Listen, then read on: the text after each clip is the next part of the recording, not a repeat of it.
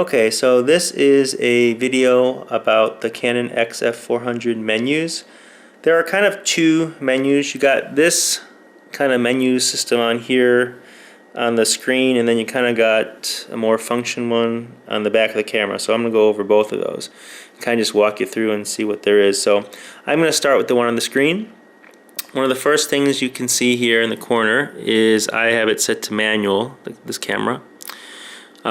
But you can see there are all kinds of different modes here. So you got manual exposure, programmed AE, shutter priority AE, aperture priority AE, and of course manual. And then you have portrait, sports, night scene, snow, beach, sunset, low light, spotlight, and fireworks.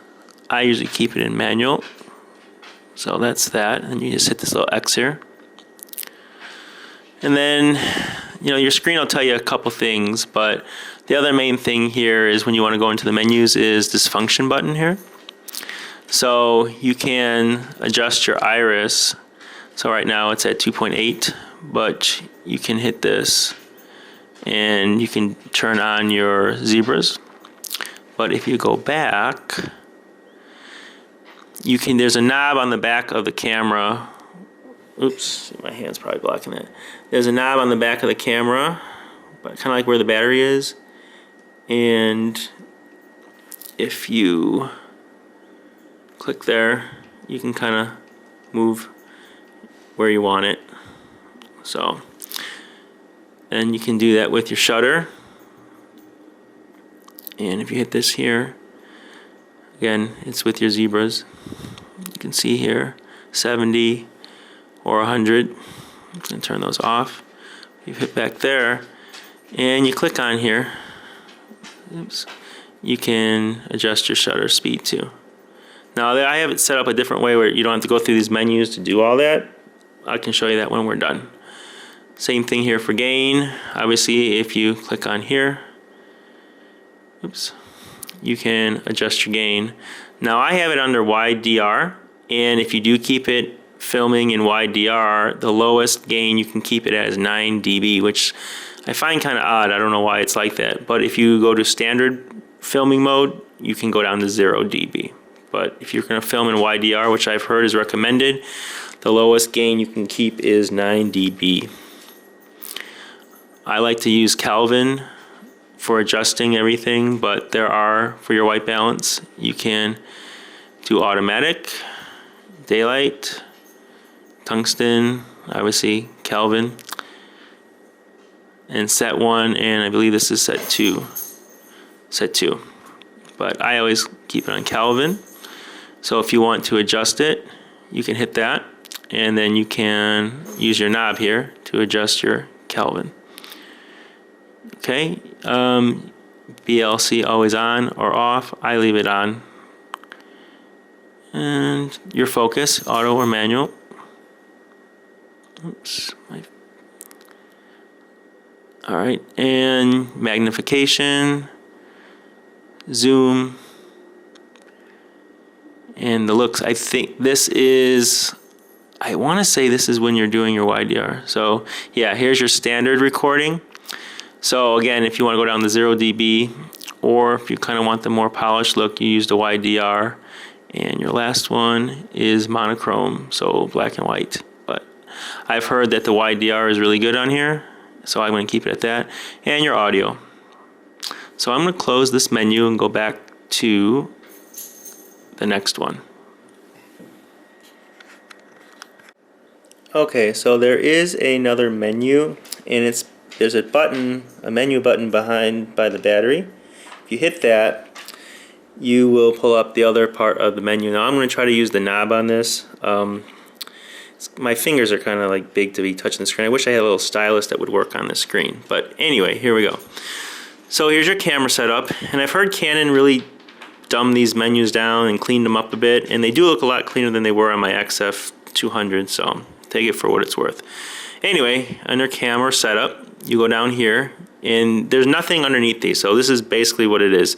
You can do your digital zoom, your speed level, you can do your zoom rocker speed, your handle rocker speed, wireless control zoom speed, and your high speed zoom. Here you have your autofocus mode, which I have off right now. Autofocus frame size, autofocus speed, autofocus response, face detection and tracking, and focus guide. Your focus presets. Here you got your backlit, which isn't open right now, and auto slow motion shutter, conversion lens, image stabilization, and powered IS button. And set your white balance priority, focus ring direction, focus ring response, zoom ring detection, IR light, and your IR recording color. So you can change that from white to green. Here in your menus, you got your internal, external recording, resolution. I can show you that really quick too. So kind of click on that on the knob, and this is really it for recording, which is, again, on that Panasonic HCX1, there's a lot more bit rates, choices, and all that good stuff. This is it. 5 of them. So 3840 by 2160, 150 megabits, 1920 by 1080, 35, 17, and then your 1280 by 720 at 8, and 1280 by 724. I mean, I don't know why you'd even use those at some point, but this is really what bothers me on Canon. They just seem so far behind. Even on my Sony NX100 and this Sony RX10, what I'm filming this on, and obviously my Panasonic 2, they have, at least for 1920 by 1080, they have at least 50 megabits per second. 35 just seems very low in 2017. So I don't know. I just don't know why they don't bump that up. It's just, they've always been like that, even going back to my XF400. So it is what it is. But if you're going to record in 1920 by 1080, basically your HD, the highest bit rate you're going to get is 35. So I think if you're buying a camera like this, you're mostly buying it for the 4K. So you'll probably film in 4K, and then you can, when you edit it, you can do it in a 1080 timeline and be all good. So, but if you're looking for a bunch of bit rates, this is not the camera for you. I'm just hoping my hand doesn't get in the way here. So, moving back out of there, you have your frame rate. So you can go down to there, and you can do 60p, 30p, 24p. Oops, it's a weird angle where the way my camera is, and I'm just trying to get this. All right, so format, you're really not a lot of choices here. For your audio, 16-bit or LPCM. So 2 choices there. Recording media, you can, now I only have the one card in here now, but you can set up for card 1 for A and B for recording media and photos. And this always confused me how it was. It says, okay, card A is for your movies and B is for photos, but really they both can do both. I don't know why this menu exists. For me, it doesn't make any sense, but anyway, if you're doing dual recording like I usually do, your movies will record on both cards at the same bit rate. Like one card's not movies and your other card's not photos if you don't want it to be. And then your dual recording, now I only have this up as one card because I only have the one card in here, but you do have dual recording and relay. I usually do dual recording just in case a card corrupts, but I will say if you're going to do the slow motion and the fast motion with this camera, you can only have it on standard recording. You can't have it on dual recording or relay. That's what it said in the menu because it's blacked out. So slow motion here and fast motion's open. So if you're in 60p, these are your choices. And I know if you move down to 30p for 1920 by 1080, these numbers will change a bit too. But kind of give you an idea what it looks like. This tells you your space in your memory card. Obviously, if you want to initialize it and delete everything. I'm not using an external video, so your record command and HDMI code. Timecode mode, timecode running mode, initial time code. I always change that when I re-record, so everything starts at 0. But you can see what that is. I don't mess with this. I'm not really sure what this stuff is for your recording, so I just leave it alone. So I'm gonna, oops, sorry about that. I'm going to move over here. Now, this is my audio stuff. Since I'm just using the internal recorder, I don't have my XLR hooked up. This stuff's not really open to look at, so I apologize.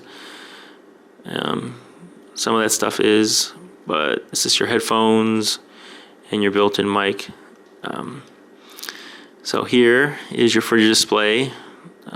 You can do your output terminal, HDMI max resolution, output status, LCD brightness, LCD backlight, viewfinder backlight. Haven't really messed with those. It seems fine the way it is. And your last one is, obviously you can change the language, your time zone, date, network, the fan.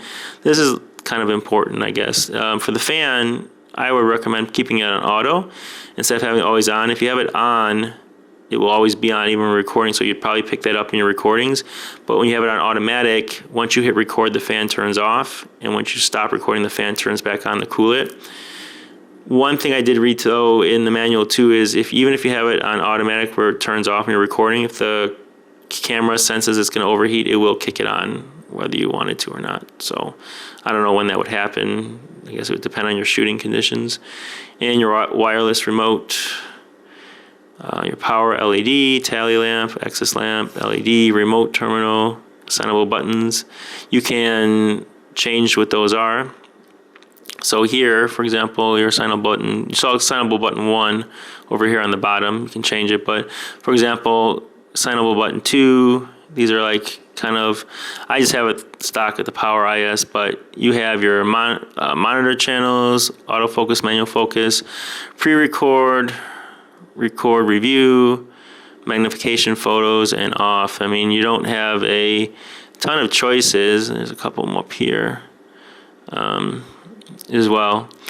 The Panasonic has a ton more like assignable functions. It's almost like 4 pages worth. It's insane. And one thing I really like on the Panasonic HCX1 as opposed to this, it has a built-in leveler. You can turn that on for one of your buttons. So like a green bar goes across the screen when it's balanced. And if it's like lopsided or not straight, you get a little yellow, it turns to yellow, so you know you're never crooked when you're recording. I wish that had that built in here. I thought that was kind of a high-end function and it would have been kind of nice. So, but this does not have that. So I'm gonna go up. And I'm not gonna go through these because all these other ones would be the same. So whatever you want it to be. So your battery info, GPS, backup, certification logos. I don't know what that is. I don't use it. And obviously you can reset the camera. So that's basically it for the menus. I do want to show you one more thing. I'll be right back. Okay, one last thing I wanted to show you, which I think is kind of nice on here, is if you notice here on the left of my screen, I have your iris, shutter, and gain. And those are actually pretty easy to change. There's a little dial in the front of the camera right by the ring where you can choose for focus or zoom.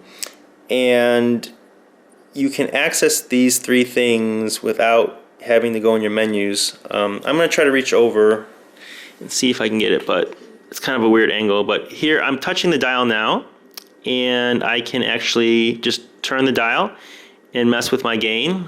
And if I hit the button by there, I can hit it goes over to my iris, and I can turn the dial and adjust that. And if I hit it one more time, I can get to my shutter speeds and I can adjust that as well. So this camera does seem like it's a lot of touchscreen menu driven, but there are some shortcuts around it.